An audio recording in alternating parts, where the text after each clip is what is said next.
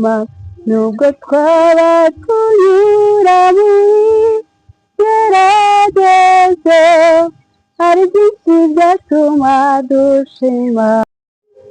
Amahoro y'Imana ku bakurikiye Jado Inganzo TV show, tubashimira abakoze sabo bateye na comment, ni inkunga ikomeye cyane. Ni wa munyamakuru wanyu rero murimo gukunda muri iyi minsi kandi mwakunze bazanira abanyempano bagiye batandukanye kandi beza cyane n'abatindiye. Rero uyu munsi dufite umutumirwa, ego ni umwana w'umukobwa umeze neza, umwana w'imibiri yombi utari inzobe cyane, umwana useka neza umeze neza, urumva ni umwana mwiza pe, mwiza, navuga ko ari uwa Nyagatare.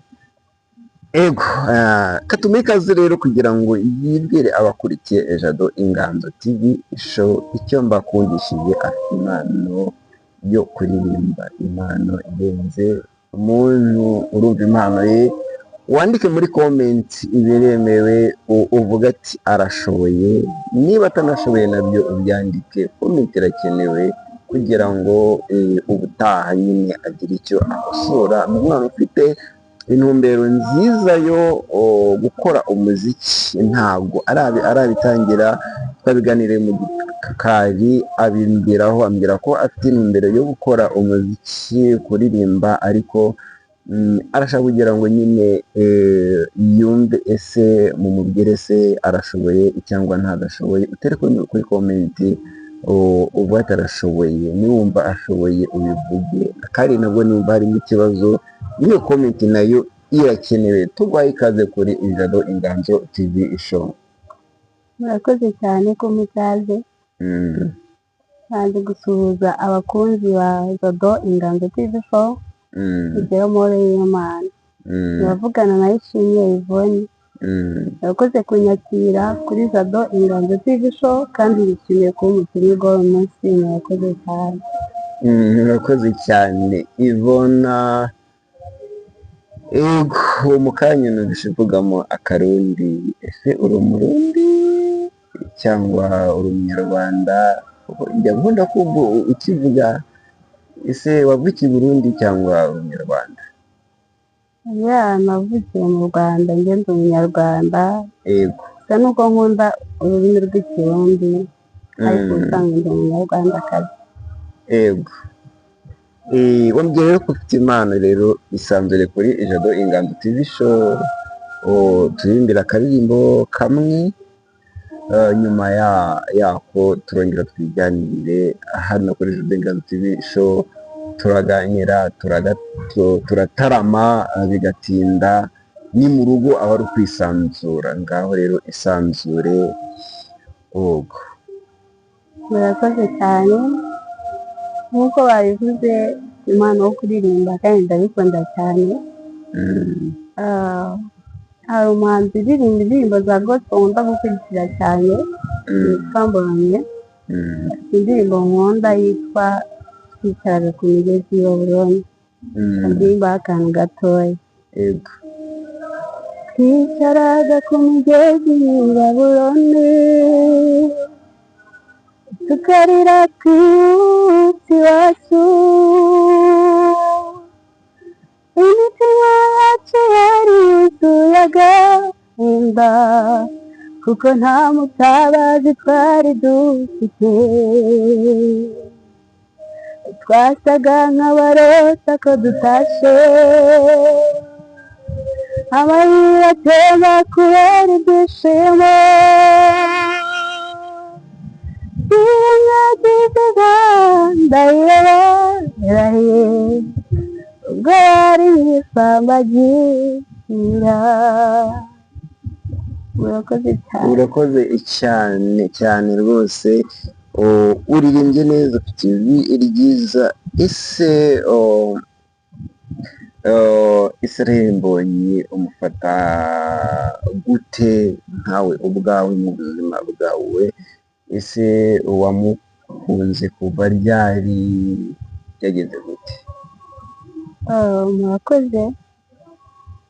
Israel Mbonyi nkunda indirimbo ziwe, agira indirimbo zirimo ubuhamya kandi zikora ku mitima y'abantu cyane, niyo mpamvu nkunda kumukurikira cyane. Yego. Ese ugize nk'amahirwe yo guhura na Israel Mbonyi, ni ikihe kintu wamubwira cyangwa wamusaba? Namusaba ko yanyigisha kuririmba nanjye kuko ndabikunda nubwo ntabizi neza. Yego. Yego.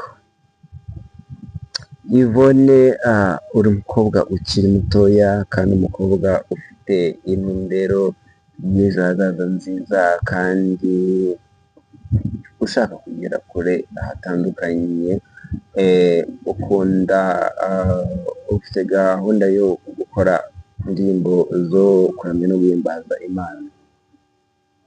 Yego, ndabifite. Yego.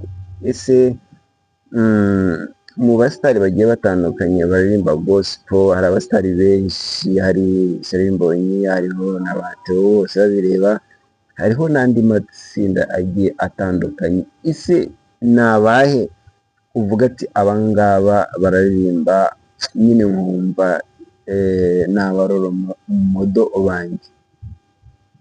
Yego, murakoze. Hari umuhanzi uririmba indirimbo zo guhimbaza Imana witwa Uwera Sarah Sanyo, aririmba muri kwaya Ambassador of Christ choir. Ndamukunda cyane kandi nkunda ibihangano byiwe, mba numva nanjye nshaka kugira ikirenge mu cyiwe. Yego. Yego. Watangiye kumukunda ryari? Ni kera cyane kuko namumenye kera, korali aririmbamo nayimenye kera cyane. Namumenye kera cyane. Yego. Se waba uba muri korali? Yego, mba muri korali. Yego. Waturirimbira hose n'indirimbo wakunda kuririmba? Aba ari nyinshi zigiye zitandukanye, ariko nyine hari nk'indirimbo ziba zaragufashije nyine uko bati indirimbo twaririmbye nyine hari icyo yanyubatsemo. Yego.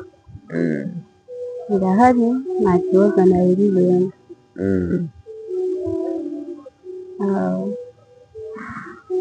Yavuga ngo Yesu yaje ku isi yacu, azanywe no gukiza umunyabyaha. Yabayeho kubw'urukundo yadukunze tutarabaho. Njyewe nawe twizere Yesu kuko ari we mucunguzi, abamwemeye bose yabahaye kwitwa abana b'Uhoraho. Wow, urumva ko ufite ijwi ryiza kandi ijwi rimeze neza. nawe ukurikije Inganzo TV show, watera muri komenti ugashima cyangwa ukanenga, adufite byinshi aratuganiriza bigiye bitandukanye bitewe n'uko uririmbye. Ese waba usengera hari amatorero agiye atandukanye, hari Katolike, hari ADPR, hari amacaci, hari n'aba adive. Yego, murakoze cyane. Ibisanzwe nsengera mu itorero ry'Abadiventiste b'umunsi wa karindwi. Ko nahise mbyumva. Bavuga ko ari abantu bazi kuririmba pe. Yego. Ese dukomeje ku itorero ry'Abadive, hari korali yamenyekanye cyane, navuga ko ari amakorali abiri ahagarariye ku isi yose andi makorali, urumva, mu gihugu cy'u Rwanda, kandi yakoze ibikorwa byinshi bigiye bitandukanye harimo ambassadors urumva, hakabamo na do Kigali. Ese ambassadors ni korali ufata gute mu buzima bwawe? Ni korali wumva gute? Ese ni korali nyine wakuze wumva gute? Nakuze numva ari korali yamamaye bitewe n'ibihangano byayo ndetse bitewe n'imirimo yayo ikora. Ni korali yakunzwe n'abantu benshi cyane cyane ariko yego nyifata nka korali ikomeye n'ubundi. Ego ikindi twakubazaho Ivona, uru rubyiruko rufite ejo hazaza, ese mu bintu bijyanye no gusenga bitewe n'isi ya none tuba turimo yihuta kubi cyane cyane muri social media, ese ubyitwaramo gute nk'umuntu ukunda gusenga, nk'umuntu w'umukristo? Navuga ko harya saba kristo n'abadepite abakristo. Yego nk'umuntu w'umukristo kandi ukiri urubyiruko, hanze haba hari ibintu navuga ko ari ibishukanyi bicumuza nyine bigiye bitandukanye. Ese nk'umuntu w'umukristo kandi ukiri muto ukunda Imana, ndabizi neza ko ukunda gusenga, urumva, ese uru rugendo urucamo gute? Nk'uko ubikomozaho, turi mu minsi idasanzwe, natwe tugomba kuba abadasanzwe. Turi mu minsi iruhije, iminsi irimo gusuka abantu byinshi cyane, wagera ku rubyiruko ugasanga ni byinshi cyane, ariko mu Befeso baranditse n'isomo rivuga ngo dushobozwa byose na Kristo uduha imbaraga. Niwe uduha imbaraga zo gutsinda ibyo bishuko byose, ariko binyuze mu gusenga. Niyo mbaraga ndwanisha ibishuko, nkoresha gusenga cyane. Yego. Ese turi mu gikari wambwiye ko nyine hari ubuhamya ufite bw'uko wahuye na Kristo. Yego, ni urugendo nyine ruba rutoroshye, kuko imbaraga ufite ziguha kubasha gusenga. Harimo abo bikunda kunanira, ugasanga ku isabato arimo arikorera, cyangwa yaba atanakuze ugasanga ntiyegeye no gusenga. Hari abantu benshi nyine usanga nyine baguye kubera imitego y'umwanzi Sekibi, ariko nyine weho uwahuye na Kristo. Ese ni ubuhamya bumeze gute? Uwo mukobwa ukiri mutoya kandi uri mu nzira y'agakiza, ese wabisangiza abakurikije do Inganzo TV? Murakoze. Hari byinshi biba bihiga ubuzima bwacu, hari byinshi biba bidutegereje imbere yacu, ariko biba byiza iyo ufite ibyiringiro ku Mana, kandi biba byiza iyo ukunda gusenga. Ubuhamya bwo ntabwo bwabura ko burahari, ariko ni inkuru ndende. Gusa icyo nababwira cyo ni uko nashobojwe no gusenga cyane, kandi nizera ko Imana ikora kandi ihari. Rero nkashishikariza n'abandi bose bafite gushidikanya, nizere ko Kristo ahari kandi ari umunesha.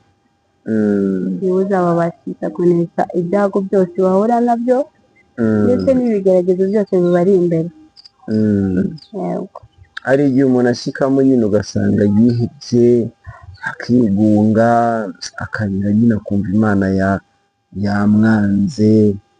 Ese nkawe wahuye na Kristo, uwo muntu nyine wamubwira iki? Nyine wamuhumuriza gute? Wamutera imbaraga gute? ibyo ngibyo akenshi bikunda kubaho cyane, kuko ni buri muntu wese ubicamo ugasanga yahuye n'ikigeragezo runaka cyangwa se yageze muri situwasiyo runaka, ugasanga yacitse intege agakura amaso ku Uwiteka, ariko nanone tutamufite ntabwo tuba tugihumeka, ntabwo tuba tugihagaze nonaha. Icyo namubwira rero nta handi namurangira intsinzi uretse kuri Yesu Kristo, kandi agakomeza gusenga cyane ashikamye, ndetse niba yasengaga rimwe akongera akabigira kenshi, kuko nibyo bizamubashisha gutsinda ibyo byose ahura nabyo. urakoze cyane. Rero twahugiye mu kwiganirira, twigira mu kuririmbira Imana no kuganira nyine ku byiza bya Nyagasani bya Kristo, kandi no twiganira no ku rukundo rw'Imana. Niba byagushobokera katwongere turirimbireho abantu nyine akandi kantu nyine karibwo k'Imana, kugira ngo bongere bumve rya jwi ryawe kandi rimeze neza risize amavuta. Yego, murakoze cyane. Umuntu umwe yarambeje aratangara, mubwiye ko ngiye gushimira Imana, nyuma yaho mpuye n'ibigeragezo, nkibaza niba mfite ubwenge muri njye, nyamara nanjye byarangoye kwiyumvisha ko nkwiriye gushima, ariko nyuma nza gutekereza nsanga hariho byinshi byatuma nshima Imana, biriho byinshi biracyariho ibyatuma tuza imbere y'Imana dushima, nubwo twaba tunyura mu bigeragezo, hari byinshi byatuma dushima. Wawu, urakoze cyane. Ako karirimbo nyine abantu bose bahise bakumbura korali Ambassadors. Yagiye ikora ibikorwa byinshi, ni korali yamenyekanye cyane mu gihugu cy'u Rwanda hamwe no hanze yacyo. Nta kandi karirimbo ka Ambassadors, hari uturirimbo twinshi twahitinze, urumva kugira nyine bongere bayikumbure bayiryoherwe. Hari utundi turirimba yirimba nyine tw'abantu bakunze. Yego, nta kandi waba uzi? Zirahari nyinshi, nyinshi cyane, kuko irakora ndayikunda cyane, ariko muri izo zirimbemo akandi kamwe. Yego, yego, bavuga ngo jya n'ibisi usigire Yesu, kuko ari we usobanukira ibyanjye, mu bihe byose niwe gisubizo, niwe mwami unkunda rwose, niwe rutare rw'ibihe byose, we ni isoko y'ubugingo, ntacyo nifuza iyo turi kumwe, n'umukiza undinda iteka. urakoze cyane, kandi nshimira abantu bafashe umwanya wabo bagakurikira Jado Inganzo TV show. Rwose byari byiza kandi byari bimeze neza. Ivona, katwigire noneho ubuzima busanzwe. Ese Ivona ni muntu ki, ni umuntu ukora iki kugira ngo nyine abantu bakumenye, urumva bamenye n'ibyo ukora, urumva bigiye bitandukanye? Njyewe ndabizi, ariko njyewe ni wowe uba ugomba nyine kubyivugira. Yego, murakoze. Ivona mu buzima busanzwe ni umuntu ukunda abantu, yego, ni umuntu ukunda kuririmba, ni umuntu ukunda gusabana n'inshuti, kandi ni umuntu ukunda gusenga. mu buzima busanzwe rero akora imirimo yo kudoda. Kudoda Yego, fashion. fashion. Ubu nkanjye nk'umunyamakuru wanyambika ewana nkaza ameze neza Cyane rwose. cyane. Muntu rero ukurikiye Jado Inganzo TV, uyu mwana w'umukobwa ngazi no kudoda rwose, watera muri comment ushaka kudodesha, uwamugana akakwambika rwose ugasa neza ukaberwa, yaba ikanzu yaba ipantaro yaba iki rwose yakudodera ugasa neza kandi ukaba ukeye. Ese mu ntumbero y'umuziki wawe cyangwa kuririmba, ni iki wasaba abadukurikiye? Ni benshi bagiye batandukanye. Ese wasaba iki umuntu wagushyigikira mu mpano yawe yo kuririmba? Ni iki wamusaba? Ese ni iyihe support wakumva ko yagutera? Nubwo ntarashyira iyo gahunda mu bikorwa, ariko ni vuba bigakorwa. Ndasaba abantu mwese mudukurikiye kuzanshyigikira kandi mukankunda, mukama subscribe, mukarayikinga, mugasharinga. Ndakeka ibyo bintu bitera umuntu uri kubikora imbaraga nyinshi. Yego. Niki wabwira turimo gusoza abakurikiye Jado Inganzo TV? Ni ubuhe butumwa wabaha aho bagiye batandukanye hose? Abantu mwese mukurikiye Jado Inganzo TV aho muri hose, ikamubwiye ngo Imana ibahe umugisha, ibarire neza, kandi ibyo mukora byose mubonere n'imigisha. Imana ikomeze ibarinde. Murakoze kudukurikira, tuzasubire. Murakoze cyane. Murakoze cyane. Iyo ari wa munyamakuru wanyu Igabe John, ikiganiro nakagaruka, adufitiye byinshi, yatubwiye ko afite n'ubuhamya bukomeye cyane. Tuzongera dukorane byinshi bigiye bitandukanye, natangira no gukora n'ibihangano turi kumwe muzagenda mubimenya. Rero ikiganiro nakagaruka, kandi dushimira weho wabanye natwe ugakurikira Jado Inganzo TV show ku kiganiro gitangiye kugeza gisoje. Naho utaha, ciao ciao.